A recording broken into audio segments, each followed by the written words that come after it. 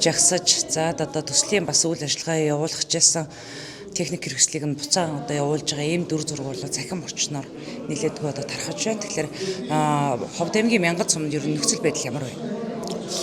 За одоогоос нэг 6-7 хоногийн манай суманд 5 багийн иргэдийн налзан мөрөгтэй холбоотой хилцүүлэг явж өнгөрсөн. За энэ хилцүүлгийн Мянгат сумын иргэд бол ер нь бол энэ компани болон аймгийн удирдлагуудын төслийг дэмжиж байгаа. За энэ ажлынхаа хүрээнд ирж одоо бид нарт нөхцөл байдлыг одоо тайлбарлаа гэдэг тийм хүсэлт хүргүүлсэн. За энэ хүсэлтийн дагуу одоо аймгаас ямар нэгэн байгаль орчны чиг үүргийн байгууллага болон аймгийн удирдлагууд хараах очиж оролцоогүй. За иргэд маань өөрсдөө одоо тэнд хилцүүлэг хийгээд хилцүүлгээсээ төслийн байгууллагыг нэн тэргүүн одоо кемпэ буулгаад яв гэдэг тийм шаардлагыг бол хүргүүлсэн байгаа юм. За тэгээд хэдэн хоног одоо ажиглаад шаардлагын одоо дагуу компани маань яваагүй учраас өчигдөр манай иргэд бас очиж компаниг үйл ажиллагааг зогсоох гэр орныг одоо өөрсдийн одоо биечлэн буулгаад одоо энэ компаниг одоо яв гэсэн шаардлага хүргүүлээд тэрний дагуу ерөнхийдөө компани маань юугаа ач явсан байлаа. Тоног төхөөрөмжөө. Гэтэл одоо өнөөдрийн байдлаар бол яг хөтөр нөгөө тоног төхөөрөмж нь одоо Улаанбаатар руу буцаагүй байна. Бид нэр одоо энийг буцаах хэрэгтэй гэсэн иргэд бол хүндсэн байр суртаад байна. Монгол Улсын засгийн газраас бол халзан бүрэгтэй төслийг бол дэмжих чиглэл ерөнхийдөө өгсөн гэж ойлгоод байгаа шүү дээ. Тэгэхээр суманд ер нь аймаг орон нутгаас өгж байгаа мэдээлэл, дээрээс өгж байгаа чиглэл, за мөн төслийн зүгээс өгж байгаа мэдээлэл ямар мэдээлэл вэ? За энэ засгийн газрын бодлогод орсонтой холбогдуулаад одоогоос 2-3 сарын өмнө аймгийн засаг даргын захирамжаар халзан бүрэгтэй төслийг одоо ард иргэдэд одоо зөв зөвхөстэй талаар нь ойлгуулах, иргэдээс гарч болзошгүй одоо эрсдлийг бий болгохоос урьдчилан зэрэглэж ажлын хэсэг байгуулагдсан.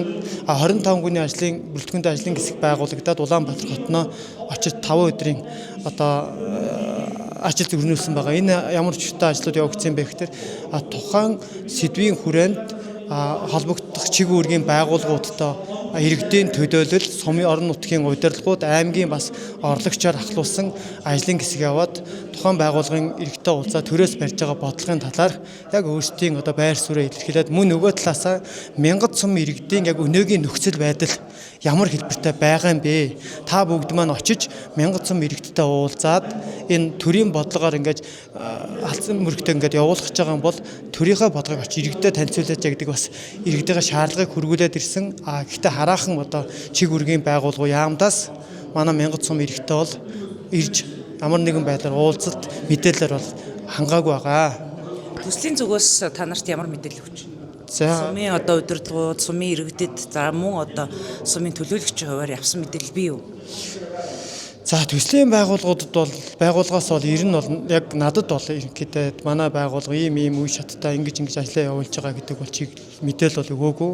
Сумын иргэдэд очиж бас тийм мэдээлэл өгсөн гэж би бол ойлгохгүй байгаа. Зүгээр магадгүй сумын удирдлагуудад одоо ямар чиглэлээр одоо мэдээлэл өгч уулзсаг би асаа хэлж мэдэхгүй байна. Иргэд маань хамгийн гол нь одоо өчигдөр би жишээлбэл Мянгат сумдаар болж байгаа яг тэр процедур дээр одоо өөрийн бэрэг очсон л доо. Тэгээ иргэд маань юу гэхээр энэ компани ирээд бид нартай нүүр тулаад уулзаад нөхцөл байдлаа ингээд ярихгүй байна.